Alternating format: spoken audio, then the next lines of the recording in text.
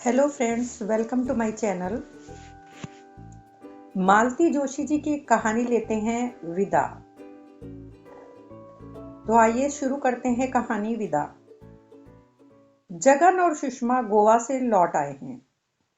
Hospital से लौटकर इन्होंने बताया तो इतनी उत्कंठित हो उठी मैं कि खाना लगाना भूलकर दनादन प्रश्नों की बौछार कर बैठी। कब लौटे वो लोग? कहाँ कहाँ घूम आए? बम्बई में रुके थे क्या? अपने घर राजनांद गांव गए थे क्या? वहां कैसा स्वागत हुआ? कुल मिलाकर ट्रिप कैसी रही? बस करो भाई, एक साथ कितने प्रश्न पूछ डालोगी? इन्होंने मेरी प्रश्न मालिका को बीच में ही काटते हुए कहा। इन सब बातों के उत्तर तो मैं दे भी नहीं पाऊंगा।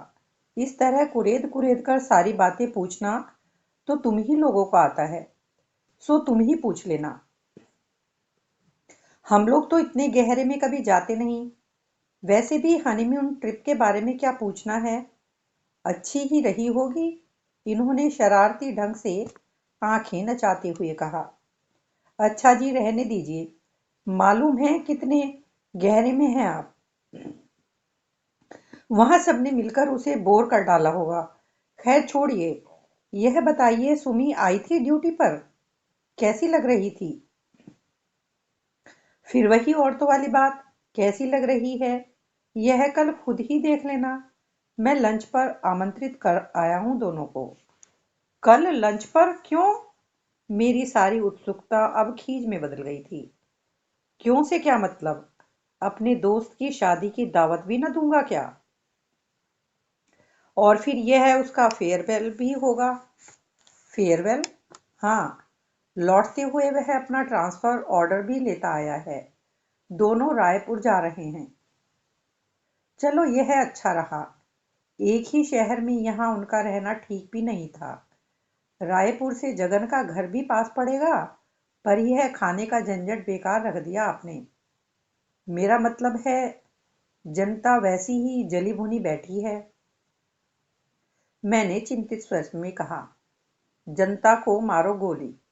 क्या लोगों के डर से अपने दोस्त को छोड़ दूंगा मैं? बुलाऊंगा और डंके की चोट पर बुलाऊंगा। I don't care. मुझे सचमुच डर लगता है। अब तुम अपनी भुनभिनाहट बंद करो भाई और खाना लगाओ। इनका पारा गर्म हो चला था।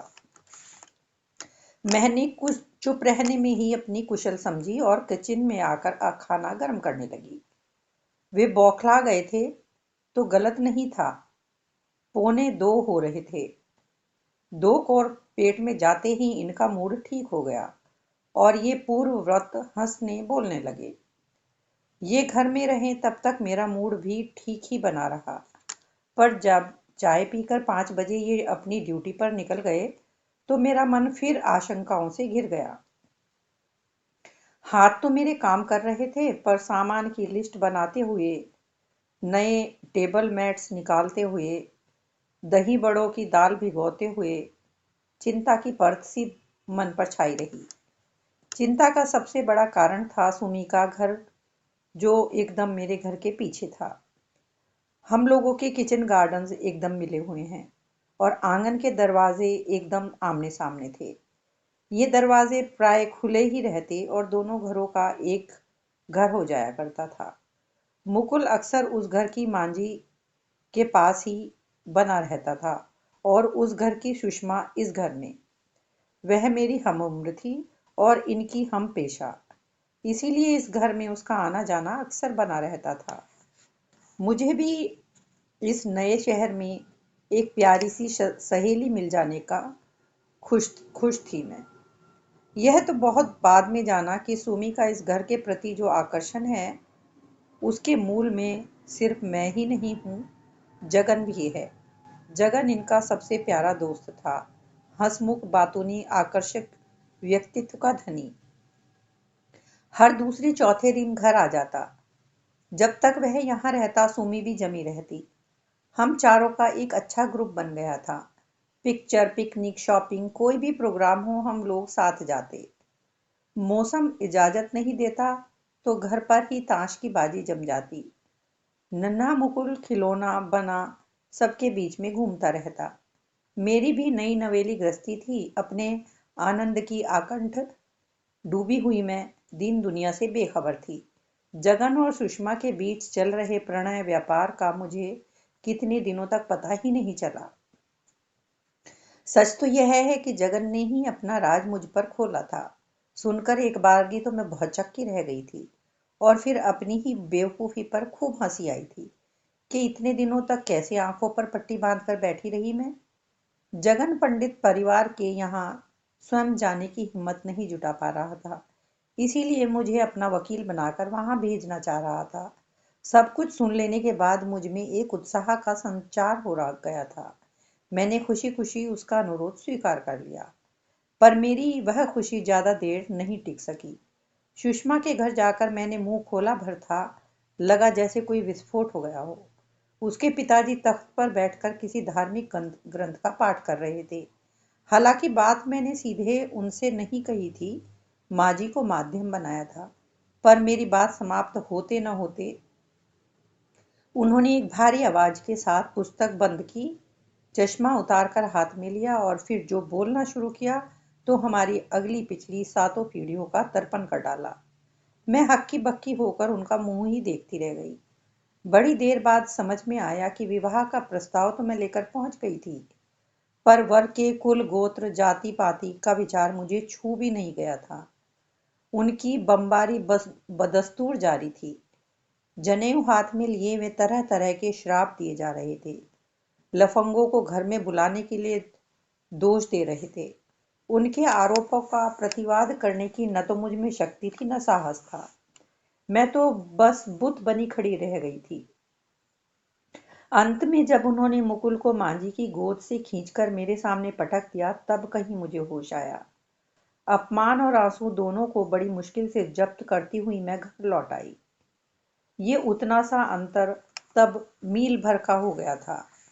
और बात यहीं पर नहीं रुकी। शाम को पदम भैया दरवाजे पर आ गए और सारा लिहाज छोड़कर वाही तबाही बकने लगे थे। सुषमा पता नहीं कब घर से निकल गई थी और उन्हें हम लोगों पर शक था। वे तो मरने मारने पर उतारू हो आए थे। पास पड़ोसी बीच बिचाव न करते तो पता नहीं उस दिन क्या हो जाता। दूसरे दिन सुना सुषमा और जगन का विवाह हो भी गया और वे लोग घूमने चले गए। घर वालों का रुख देखकर ही शायद सुषमा ने शीघ्र निर्णय ले लिया होगा। ये और दूसरे 4-5 डॉक्टर्स शादी में गए भी थे, पर मुझे इन्होंने जानबूझकर नहीं बताया। मेरे डरपोक स्वभाव से अच्छी तरह परिचित जो थे, विवाह की खबर सुनकर डर गई थी कि अब फिर कुछ हंगामा होगा, पर वैसा कुछ नहीं हुआ। वे लोग हाथ मलते रह गए थे। लड़की सज्ञान थी और कानून उसके पक्ष में था। हम दोनों परिवारों का वह स्नेह संबंध एकदम टूट गया था। पीछे का दरवाजा मैंने बंद ही कर लिया था। बाड़ी में भी चोरों की तरह जाती। उन लोगों के आशीर्वचन फिर भी सुबह शाम सुनाई दे जाते और मैं तिल मिलाकर रह जाती। वैसे भी लड़ना मेरे स्वभाव से मेल नहीं खाता और इसीलिए भी चुप रहने की सख्त हिदायत दे रखी थी। यह एक पक्षीय युद्ध फिर ज्यादा दिनों तक नहीं चला। वे लोग खुद ही थक हार कर चुप हो गए। 15 दिनों से तो बिल्कुल अमन चैन था। मैंने छुटकारे की सांस ली ही थी और इन्होंने यह आयोजन कर डाला। फिर से सारे प्रसंगों की पुनरावृत्ति को झेलना मेरे बस की बात नहीं थी और इसीलिए डर लग रहा था। सब्जी वगैरह हम रात को ही ले आए थे, क्योंकि सुबह तो इनके पास समय नहीं रहता। उपहार में देने के लिए स्टील का लेमन सेट भी ले लिया था। फिर भी बिस्तर पर पड़े पड़े मुझे याद आया कि हरी मिर्च तो बिल्कुल ही नहीं ला पाए हैं।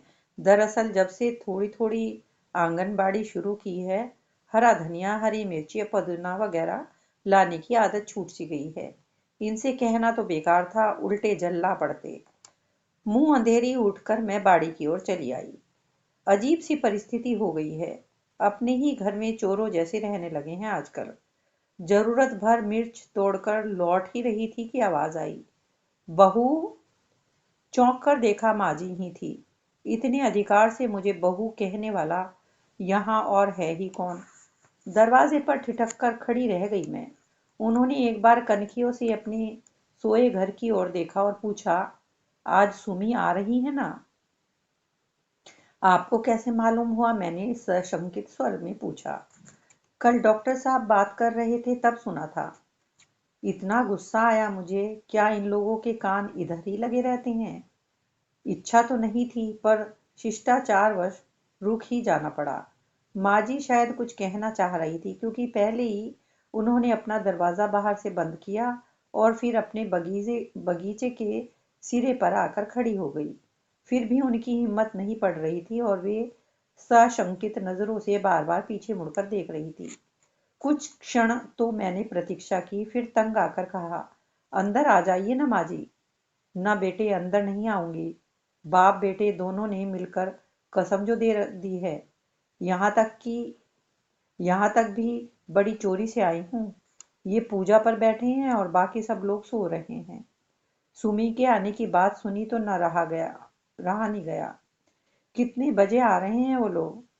1 बजे तक आएंगे, ड्यूटी खत्म होने के बाद, मैंने रूखे स्वर में कहा। कसम वाली बात सुनकर मेरा दिमाग भन्ना गया था। तो बेटी मेरा एक काम करोगी क्या?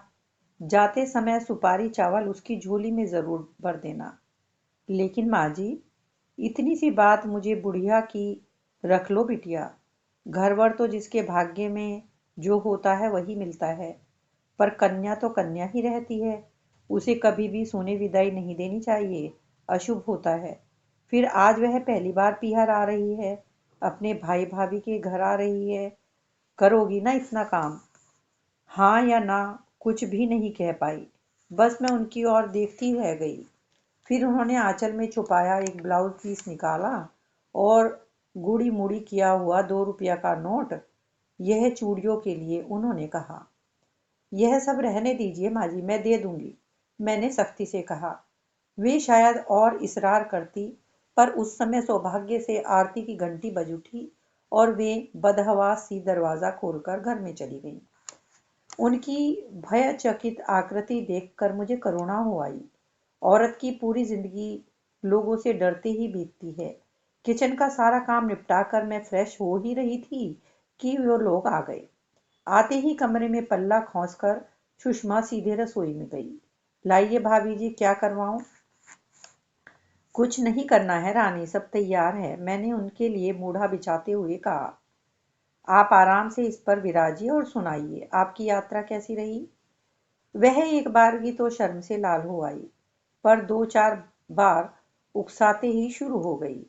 वह भी बताने के लिए व्यग्र सी थी और इतनी आत्मीयता से शायद किसी ने पूछा ना होगा। 2-3 लोग और आ गए। उनकी प्रतीक्षा में मैं खाना गर्म करती रही, टेबल सेट करती रही और वह अपनी बात कहती रही। उसके पास कहने के लिए काफी इकट्ठा हो गया था। खुशी जैसे उसकी हर बात से छलक पड़ रही थी। उसे यूं खुश खुश देखकर बड़ा अच्छा लग रहा था। मुझे सबसे ज्यादा खुशी तो इस बात की हुई कि ससुराल में उसका बड़ा अच्छा स्वागत हुआ। झटपट विवाह पर न तो किसी ने आपत्ति उठाई न आलोचना की। शादी की खुशी में एक शानदार पार्टी भी दे डाली।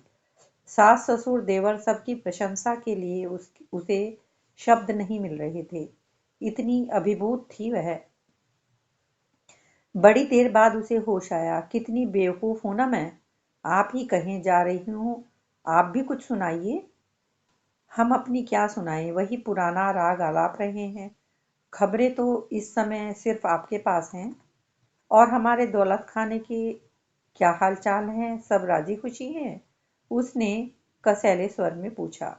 हाँ, सब ठीक ठाक ही हैं। अब हम लोगों की बोलचाल नहीं है। वह तो खैर होना ही था। मुझ पर गुस्सा नहीं उतार सके तो आपको बलि का बकरा बना दिया। ठीक है ना? असली गुस्सा तो हम पर ही है भाई, मैंने कहा। हम लोगों के कारण ही तो सब गड़बड़ हो गया। सब अरमान धरे रह गए। कौन से अरमान? वही जो हर माँ बाप के दिल में लड़की की शादी के लिए होते हैं। तो इतने दिनों तक क्या सांप सूंघ गया था सबको? जानती हैं, इस अक्टूबर में 26 की हो जाऊंगी। अब तक वे लोग क्या करते रहे? 25-26 तो सुमी, आजकल शादी की आम उम्र हो गई है। वैसे पदम भाई साहब बेचारे दौड़ धूप कर तो रहे थे। हाँ, दौड़ धूप तो खूब कर रहे थे। हर बार इतनी ऊंची उड़ान भरते थे कि रिफ्यूजल आना निश्चित हो जाता था। अब यह तो भाग्य की बात है, मैंने अनजाने में ही पदम भाई साहब का पक्ष लेते हुए कहा। पर देखते समय तो आदमी अच्छा ही कर देखता है ना। इन बातों में कोई दम नहीं है भाभी जी। ईमानदारी की बात तो यह है कि 500 रुपये महीना घर में आता किसको बुरा लगता है। अब इन लोगों को आटे दाल का भाव पता चलेगा। हर हफ्ते पिक्चर, हर महीने साड़ी, हर साल सैर, सब भूल जाएंगे जनाब। रहने दें उन सब बातों को अब। तू तो खुश है ना बस। मैंने कहा, पितृतुल्य भाई के लिए उसके मुंह से ऐसी बातें मुझे अच्छी नहीं लग रही थी। उसका भी दोष नहीं था। ससुराल से इतना स्नेह, इतना आदर बटोर कर लाई थी वह कि उसकी तुलना में यहाँ का व्यवहार और भी कड़वा लग रहा था। खाने पीने, हंसी दिल लगी में दोपहर कब सांझ में ढल गई पता ही नहीं चला। और लोग तो खा पी कर चले गए थे, पर जगन और सुषमा पीछे रह गए थे। बहुत दिनों के बाद हम लोगों की चौपड़ी जमी थी, इसीलिए उठने का मन ही नहीं हो रहा था। मुकुल भी खुश था। बहुत दिनों बाद उसे अंकल मिले थे, बुआ मिली थी। वे लोग जाने के लिए उठे तब रात के 8 बज रहे थे। सनमाइका की ट्रे में करीने से सजाकर रखा हुआ लेमन सेट दोनों हाथ में उठाकर इन्होंने बड़ी नाटकीयता के साथ कहा, हमारी ओर से तुच्छ भेंट। एकदम अप्रतिभ हो उठा जगन। इस फॉर्मेलिटी की जरूरत रह गई थी क्या? फॉर्मेलिटी नहीं है यार, इन्होंने उसकी पीठ पर दोहर जमाते हुए कहा। छोटी सी चीज है, गृहस्थी में काम आएगी। इसे देखकर हमारी याद कर लेना। और मुझे एकदम याद आया, सुमी जरा अंदर तो आ। वह भीतर आई। उस समय मैं ठाकुर जी की चौकी के सामने पाट बिछाकर रंगोली डाल रही थी। यह क्या भाभी, मुझे फिर से खाना खिलाने का इरादा है क्या? तू पहले चुप करके बैठ, फिर बताऊंगी। क्या बोरियत है, वह भुनभुनाई और मुंह पर एक बेजारी ओढ़कर बैठ गई। एक थाली में सुपारी चावल निकाल लाई मैं। पहले उसका कुमकुम तिलक किया, फिर उसके आंचल में रुमाल बिछाकर 3 बार अंजूरी भर भर कर चावल उसमें डालती गई। कुछ दाने मेथी माथे पर भी, ठीक वैसे ही जैसे माँ ने मेरी विदा के समय किया था। वह गंभीर बनी सब कुछ देखती रही। पर ज्यों ही मैंने एक ब्लाउज पीस और 5 का नोट नोट निकाला तो उसने मेरा हाथ पकड़ लिया। बस भाभी जी, इतना बड़ा प्रेजेंट दे दिया है आपने, अब इसकी जरूरत नहीं है। वह जरूरत कैसे नहीं है? प्रेजेंट तो अपनी जगह है पगली। यह तो विदा का दस्तूर है। साड़ी न सही, बहन बेटी के लिए ब्लाउज का कपड़ा तो हो। डॉक्टरनियों के लिए कोई अलग नियम थोड़ी ही है। और ये रुपए चूड़ियां के लिए हैं, मना नहीं करते, मैंने बुजुर्गाना लहजे में कहा। वह कुछ देर तक तो आश्चर्य से मुझे देखती रही। फिर उसकी बड़ी बड़ी आंखों में पानी भर आया और दूसरे किसी क्षण मेरे कंधे पर सिर रखकर वह भर भर आकर रो उठी।